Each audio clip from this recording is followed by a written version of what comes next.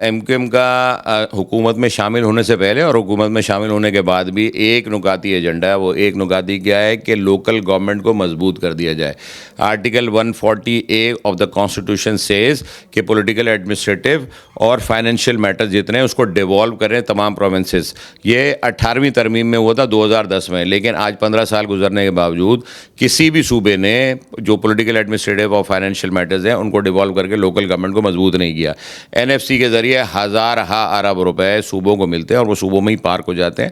کراچی کی صرف بات نہیں کر رہی ہے ایم کیو ایم کراچی سے لے کے کشمیر تک کی بات کر رہی ہے کہ تمام اضلاع کو مضبوط کر دیا جائے, تاکہ دیکھیں ایم پی کا کام نہیں ہے کہ وہ سڑکیں تعمیر کرے, ایم پی کا کام نہیں ہے کہ وہ گٹر صاف کروائے, ایم پی کا کام نہیں ہے کہ وہ روڈ انفراسٹرکچر کے اوپر کام کرے. اس کا کام ہے لیجسلیشن کرنا, وہ قانون سازی کرے, ایک ریگولیٹر کے طور پر سامنے آئے.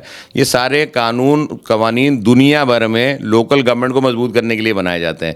نیو یارک سے امریکہ کی پہچان ہے, بیجنگ سے چائنا کی پہچان ہے, استنبول سے ٹرکی کی پہچان ہے, لنڈن سے انگلینڈ کی پہچان ہے.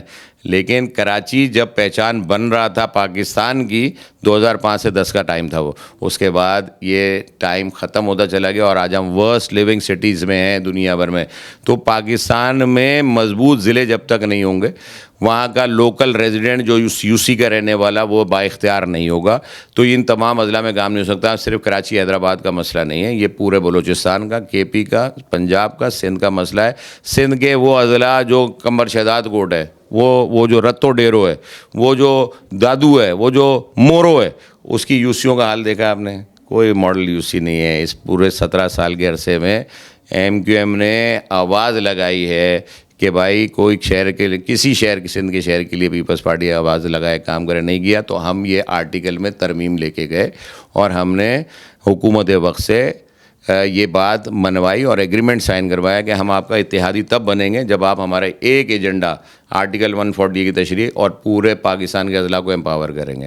اس پر کام ہو رہا ہے. 27ویں آئینی ترمیم میں کوئی ایسی, جو آپ کا سوال تھا کہ عوام کو کیا فائدہ ہو, تو عوام کو فائدہ یہ ہوا ہے کہ جو ہزاروں کیس جو ان عدالتوں کے اندر جو ان کے پینڈنگ تھے, دیکھیں آپ نے گزشتہ تقریباً 17 سال سے یہ دیکھا کہ جو روز صبح 8 بجے سے لے کے 12 بجے تک, 1 بجے تک کی جو نیوز بلیٹن میں آپ کے پاس خبریں آتی تھیں, وہ صرف اس وقت کے پولیٹیکل سسٹم سے متعلق آتی تھیں. آج عدالت میں یہ کیس, عدالت میں یہ کیس, عدالت میں.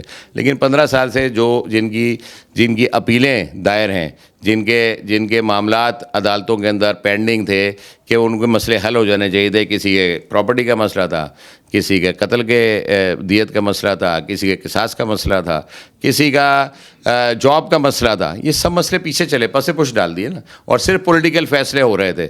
تو اب اگر ایک کورٹ صرف کانسٹیٹیوشن معاملات کے لیے الگ کر دی تو اس میں کوئی, میرے خیال سے کوئی خرابی نہیں, کیونکہ دنیا بھر کے اندر بہت سارے جو ملک ہیں اس کے اندر کانسٹیٹیوشن کوڈ ہے جو کام کرے.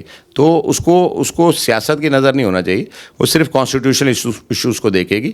اور جو عام لوگوں کے مسئلے ہیں وہ جلد از جلد حل ہونے کے لیے سپریم کورٹ موجود ہے. اب سپریم کورٹ ان کے فیصلے کیوں نہیں کرے گا؟ سپریم کورٹ ان کے فیصلے کر دے گا. تو جو 65,000 کیسز سپریم کورٹ میں پینڈنگ تھے, وہ انشاءاللہ تعالیٰ جلد از جلد ان کے فیصلے ہو جائیں گے.